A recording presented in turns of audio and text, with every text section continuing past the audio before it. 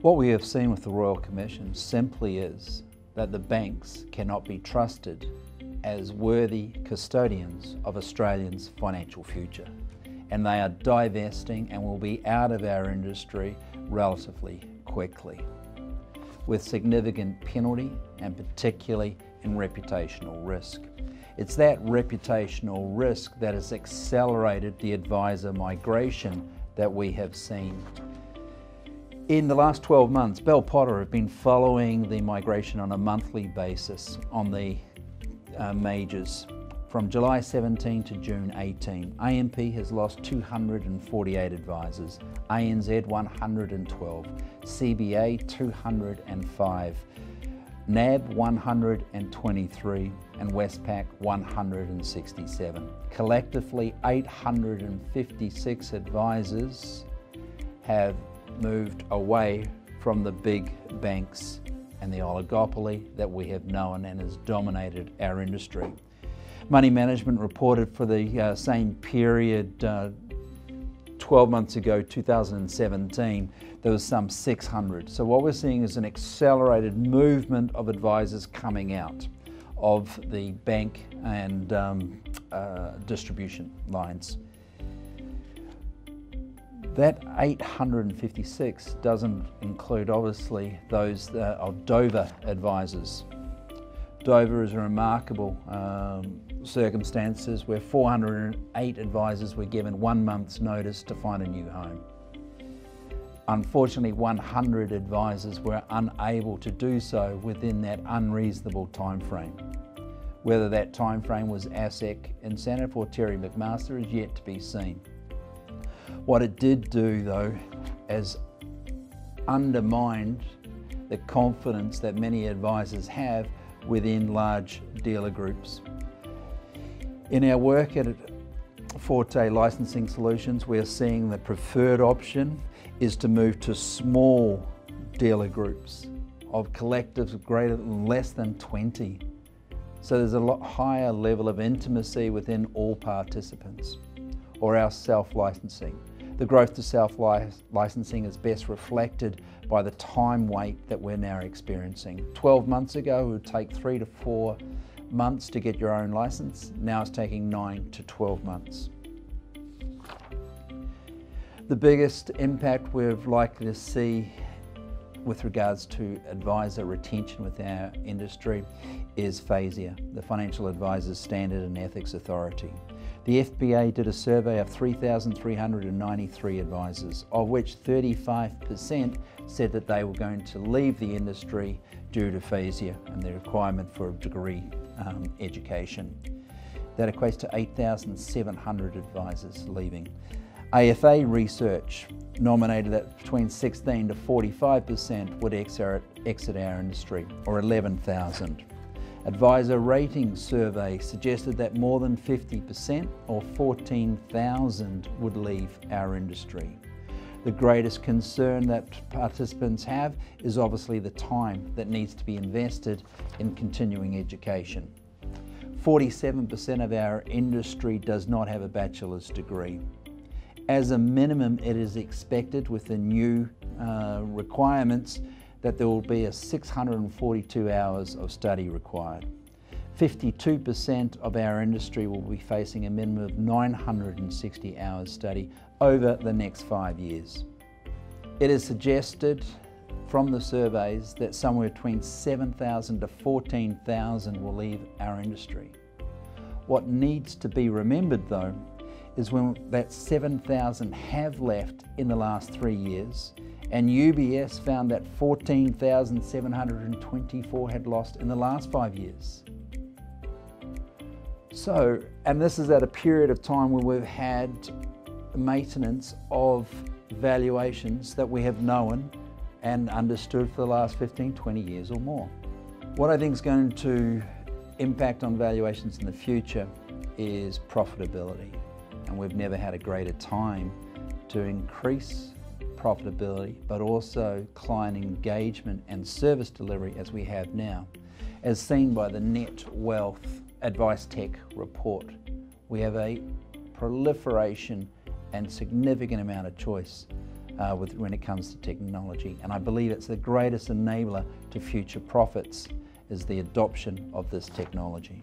June 2018 may prove to be a high watermark for valuations. It was a year that was marked with significant demand and very little supply. Yet when we look at what the performance of the transactions that I facilitated over the 12 months, it's really around the norm. There hasn't been price inflation. What we've seen is better terms and conditions within the contract to the vendor.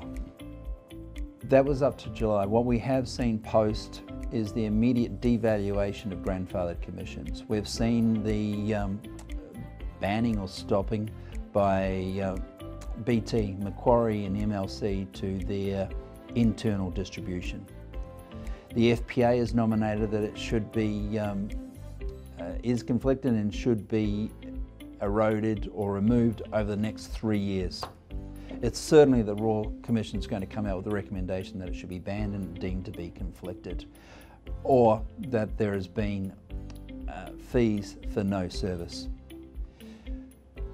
So Forte Asset Solutions, we're valuing that revenue stream now at 2 times and deem it to be at risk. The concern I have around future valuations is also within Rowena Orr's summation to the Royal Commission. Number 1, ending commissions that were grandfathered or exempted from the 2013 reforms. There's already, we've seen that. 2, ending ongoing service fees which have replaced commissions and are just as problematic. 3, she has asked for industry submissions on whether clients receive any meaningful benefit from ongoing service arrangements. Choice Magazine, in their submission, believes that percentage-based fees bear no relationship to the actual work done by the financial advisor or the quality of the work conducted. Asset-based fees create conflicts of interest that may encourage the advisor to give poor quality advice. They discourage strategic advice, such as personal debt reduction, like paying down a home loan or a credit card, for which the advisor would not earn a fee. I believe in the recommendations that will either come out in the immediate future or be deferred through to February, will nominate that no percentage-based fees. I think that we will move to fixed fees. Yet moving to fixed fees is actually affirming for price. As a valuer, I actually put a premium to valuations of businesses that have fixed fees, because all of a sudden it reduces the exposure to market or economic movement and captures profitability. The reality is, with all the change that we have seen with FSR in 2010, with FOFA in 2013, with LIF enacted in 2018, many commentators have called for that it's the death of our industry. The reality is that actually we will build better businesses with greater client engagement and outcomes. I believe as an industry we will respond to the challenges and build just that, better businesses. I think that we needs to be a greater focus on profitability. If we move away from recurring revenue as being our key methodology to EBIT base, I think that businesses should be managing their businesses and trying to achieve 40% EBIT to gross revenue. Now, for many that would seem a significant challenge. However, with the amount and proliferation of technology we have, I believe we can do that and also increase our services.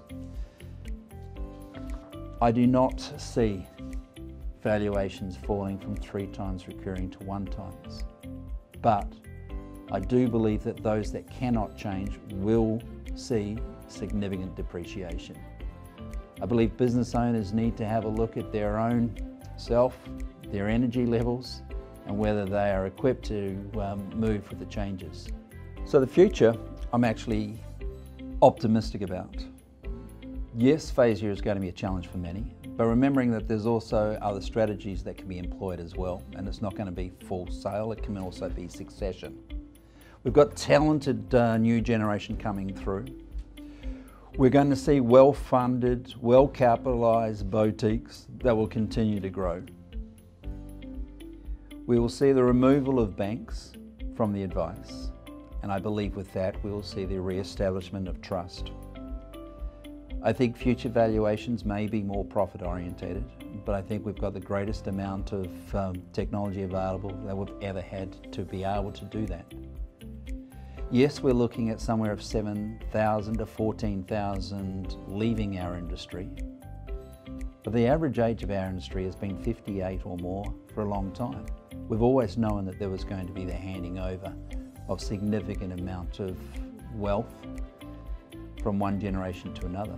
All we have now is a date, January the 1st, 2024, and we can plan accordingly. I do not see mass panic within the streets. I think that sensible heads will rule, and I see a great future for our dynamic industry. There will be challenges, but hopefully this paper in some small way will assist businesses to plan for those challenges from 2019 and beyond. Thank you.